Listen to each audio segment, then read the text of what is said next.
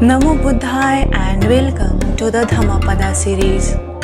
In today's episode, we will explore the transformative power of discipline and self-control.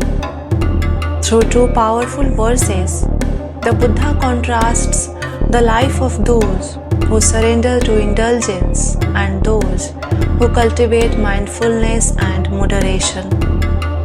These teachings reveal how we can overcome challenges and build a strong foundation for peace and resilience.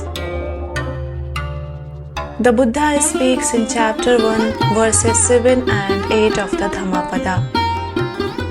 Whoso lives pursuing pleasures, his senses unrestrained, immoderate in eating, indolent, devitalized, him verily doth Mara uproot as a gale weak tree. And its counterpart, whoso lives disciplining himself, unmindful of pleasure, his senses restrained, moderate in eating, full of faith and dauntless energy, him verily Mara doth not overturn as a gale doth not overturn a rocky mountain.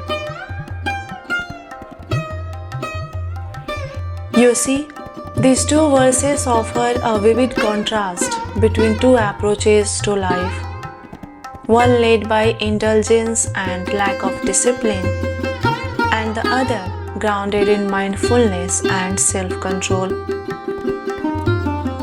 The first verse describes a person who lives pursuing pleasures, someone whose senses are unrestrained, who eats excessively, avoids effort, and lacks vitality. Such a person is likened to a weak tree with shallow roots. Imagine a tree growing in loose, sandy soil. When a strong gale sweeps through, the tree cannot hold its ground. Its shallow roots fail to anchor it, and it is easily uprooted. This is the fate of a person ruled by indulgence and neglect of discipline. In Buddhism, Mara represents the forces of temptation, distraction, and negativity.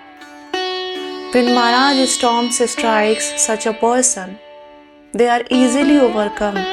Their lack of self-control leaves them vulnerable to every fleeting desire and external pressure.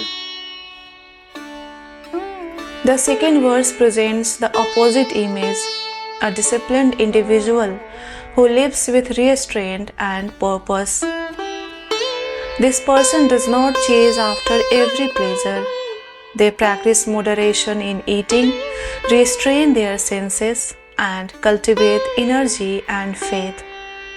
Such a person is compared to a rocky mountain, unshaken by the strongest gale.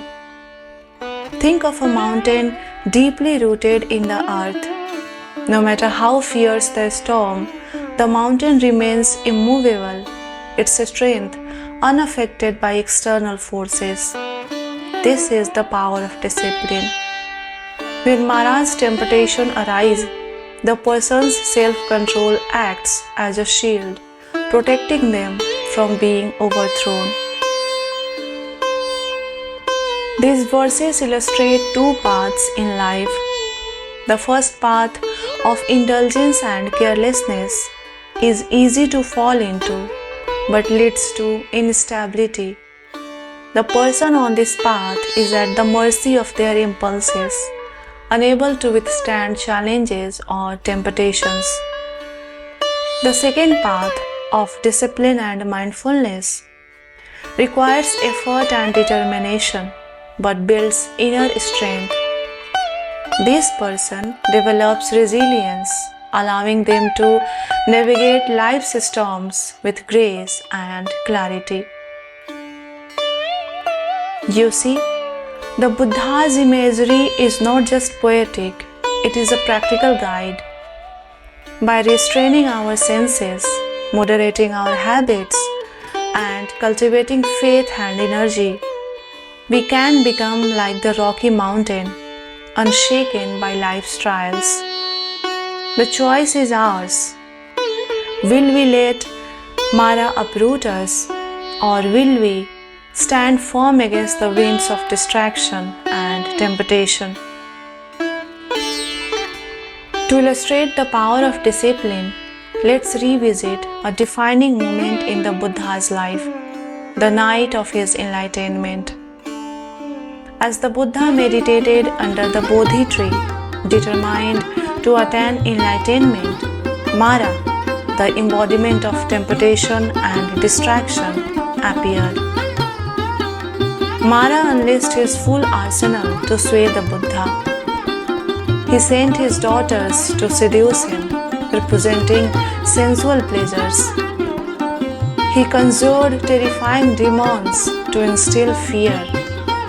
He tempted the Buddha with promises of power and glory.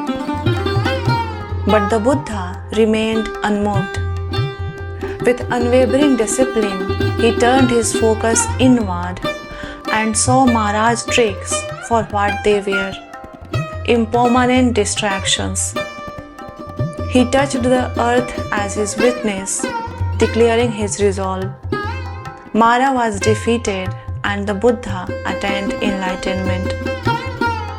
This story contrasts the two verses beautifully. Those who live undisciplined lives are easily swayed by Mara's temptations, while those who cultivate mindfulness and discipline stand firm, just as the Buddha did. So, how can we bring the wisdom of these verses into our own lives? The first practical way that Buddha suggests is to practice restraint in daily life. Pay attention to your habits. Are you overindulging in food, entertainment, or other pleasures? Practice moderation by setting limits. For example, if you often binge watch shows late into the night, set a time to stop and prioritize rest. The second step is to strengthen your mind through mindfulness. Develop a daily mindfulness practice such as meditation. Even 10 minutes of sitting quietly, observing your breath, can help you build focus and resist distractions. The third way that Buddha suggests is to cultivate dauntless energy. Push yourself to act, even when it's difficult. Discipline grows with consistent effort. For example, commit to small, manageable goals like exercising for 15 minutes daily and increase your effort over time. The fourth and the most important step that Buddha suggests is live with faith and purpose. You see, faith here does not mean blind belief. It's trust in your path and the value of your efforts. Reflect on your goals and let them inspire you to stay disciplined. For example, keep a journal where you write your intentions and revisit them when you feel discouraged. The Buddha's teachings remind us that strength to withstand life's storms comes from within.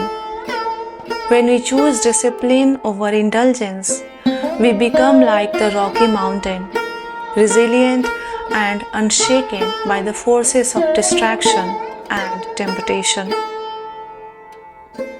As you reflect on these verses, consider: what areas of my life lack discipline? How can I strengthen my mind and body to overcome challenges? By making small, consistent changes, we can cultivate the resilience to navigate life's storms with grace and wisdom. Thank you for joining Buddha's Sunshine on this journey through the teachings of the Dhammapada. Until the next time, may your mind be steady, your energy dauntless, and your path filled with peace and joy.